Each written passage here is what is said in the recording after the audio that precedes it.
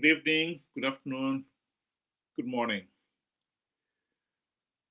Oh, what a tangled web we weave when first we practice to deceive.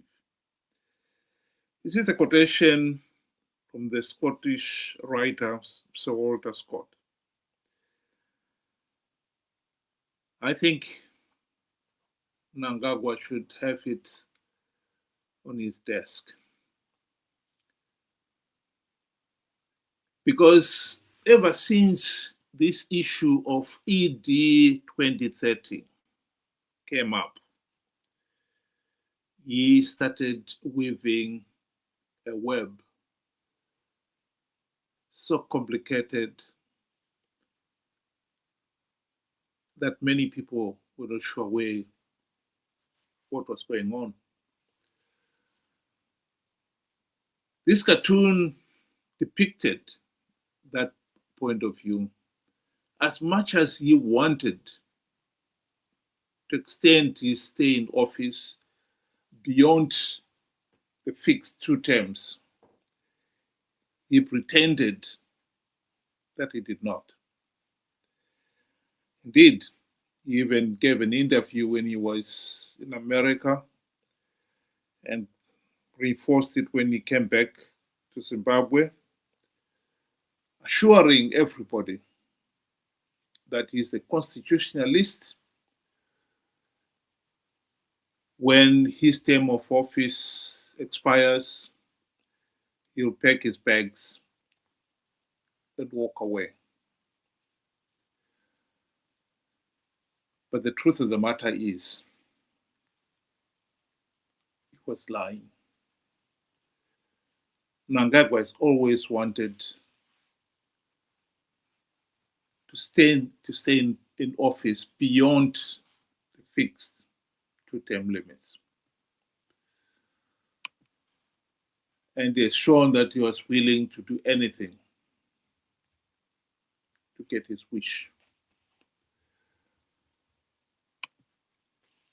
I think we can honestly say he has now reached the point of no return. He has crossed the Rubicon River. Cabinet met today and put into motion an amendment seeking to extend Mnangagwa's stay in office beyond 2028. This is the point of no return. Here is that interview after the cabinet meeting. Cabinet received a memorandum on the constitutional amendment proposes a series of legal reforms to strengthen constitutional governance, clarify institutional rules, promote social, economic, and political stability, and also to enhance the efficiency of the state architecture. The bill forms part of Zimbabwe's legal evolution and seeks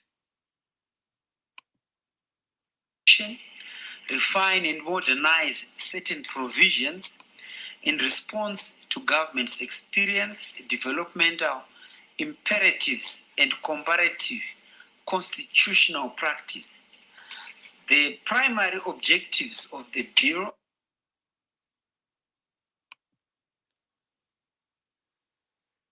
continuity to allow national development programs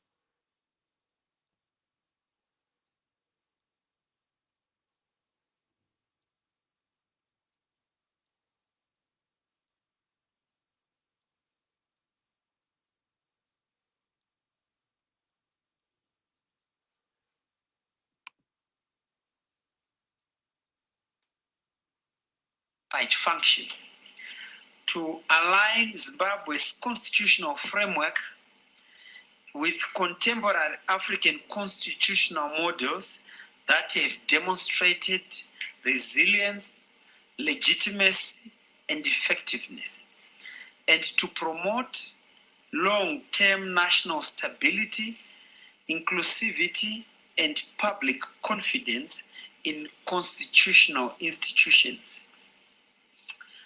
In detail, the bill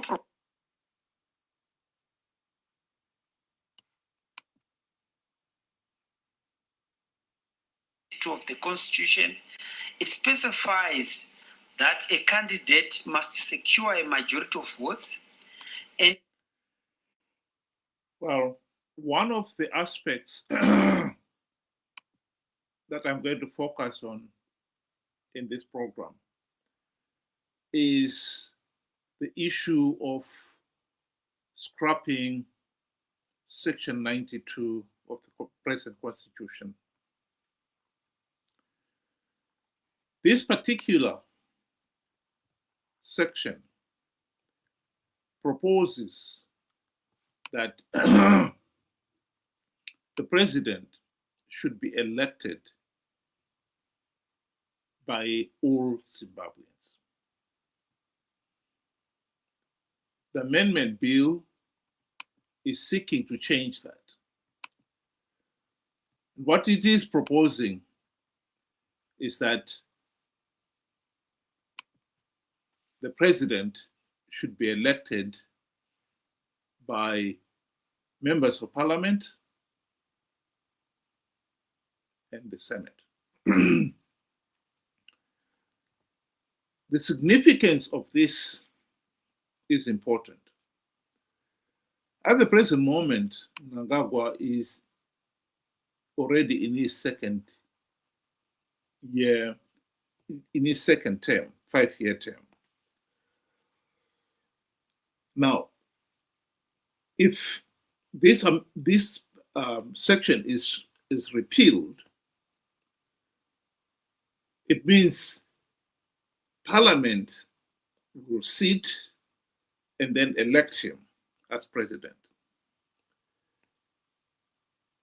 The timing is important. He was sworn in, I think, in August 2023. And so he has not served, as long as this bill is passed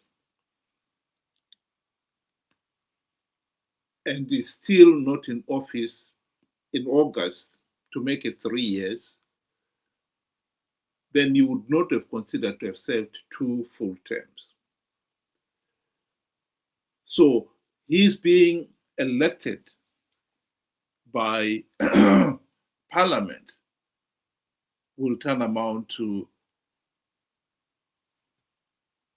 him extending, not being considered to be serving a second term or third term.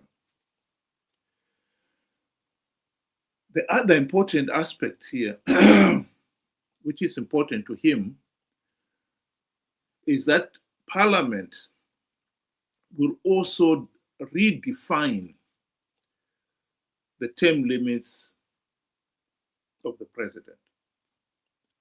Instead of it being 5 years, which is what is in the present constitution, what the people can say, we as the ordinary people who elected you in 2023, we elected you for a 5-year term limit. But now, because it is no longer elected by the people, it is Parliament that elect him. They can now define the term limit. And so this has been the bolt hole that is now trying to use so that he can get to stay in office beyond his term limit of 2028.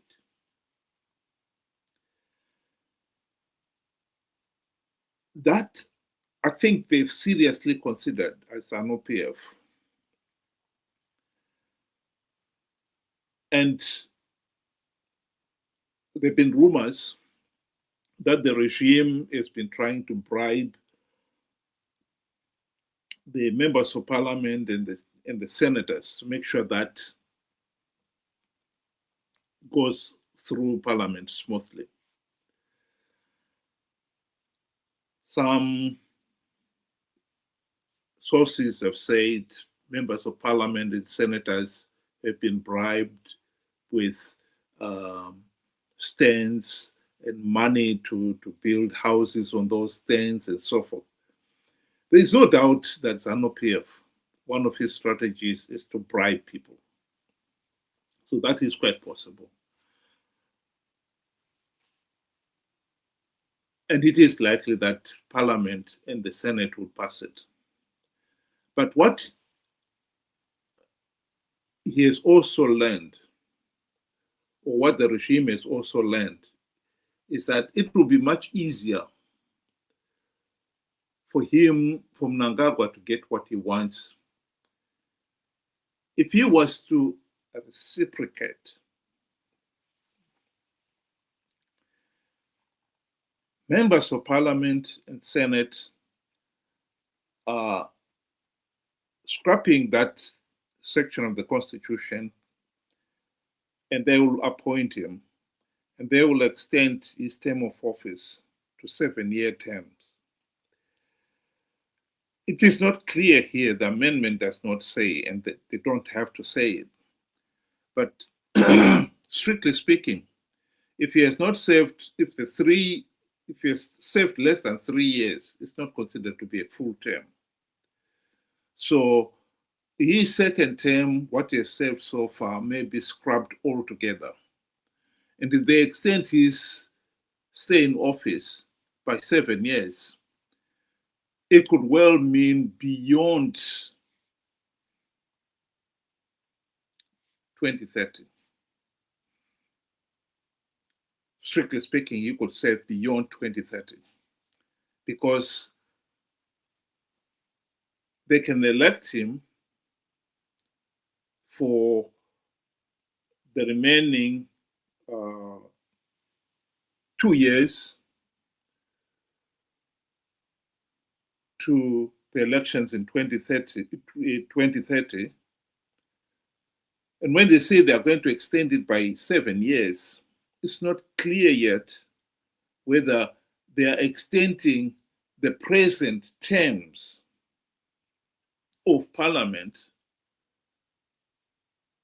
to 2030, an additional 2 years, or whether that will be defined as whatever they've served is forgotten.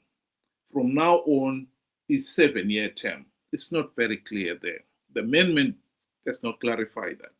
But that is, again, something that Parliament can easily interpret that amendment to mean. But the most important thing here is that this is getting even more complex now. It is no longer a straightforward Mnangagwa being allowed to stay in office another 2 years. It's now more complicated. He has to do the same thing to the members of Parliament. As much as some people have argued that the first option of Parliament voting to redefine the term of office of the president from 5 years to 7 years could be done without a referendum, I think it is becoming clear that Mnangagwa cannot do the same thing to the members of Parliament. Because it is not Mnangagwa who elected the members of Parliament. The members of Parliament were elected by the people.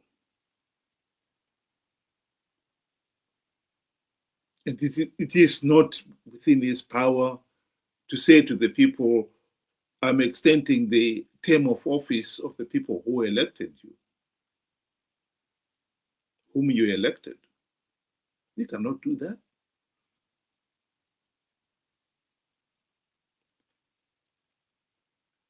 The interesting thing here is that Mnangagwa, with tabling of this amendment proposal, he really has committed himself to seeing this through, and yet it has become such a tangled web that he himself must be doubting how he can possibly get away with it. The argument that we are aligning ourselves with other constitutions in other countries that have produced stability, etc., that is just nonsense. Yes, in South Africa, the president is elected by parliament. South Africa is stable, true enough. But also there are other countries in Africa in which the president is elected by the people, and they are stable.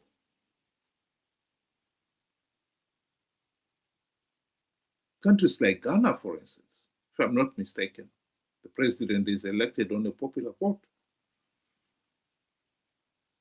So it is ridiculous that we keep changing our constitution to suit the individual. Mnangagwa, this amendment has nothing to do with making sure that Zimbabwe is stable. It is everything to do with him trying to secure another 2 years for himself to start with, beyond the 2028 two-term limit. I think the people of Zimbabwe have got a good chance of resisting this one, particularly extending the parliamentary elections beyond 2028. You cannot, as an elected official who were elected on the basis that you will serve a maximum of 5 years, go ahead and decide you want to extend it.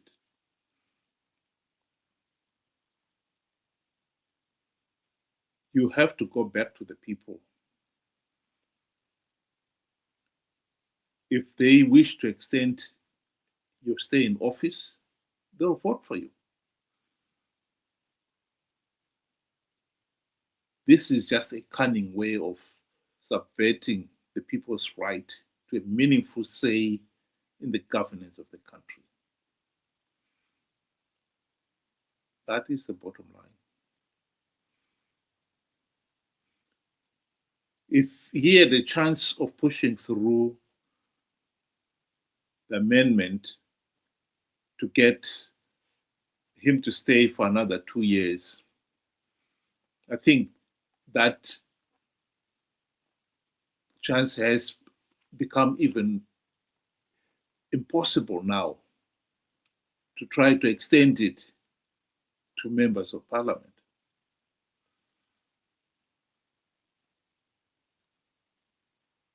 Scrapping Section 92 and giving the right to vote for the president to the members of parliament, he can push it through. He may be able to push it through. But to say to the members of parliament, they can extend their own stay in office beyond 5 years, I think is pushing his luck. President Mnangagwa is now caught in the tangled web that he has tried to weave. Think about it. Thank you very much. Have a good evening.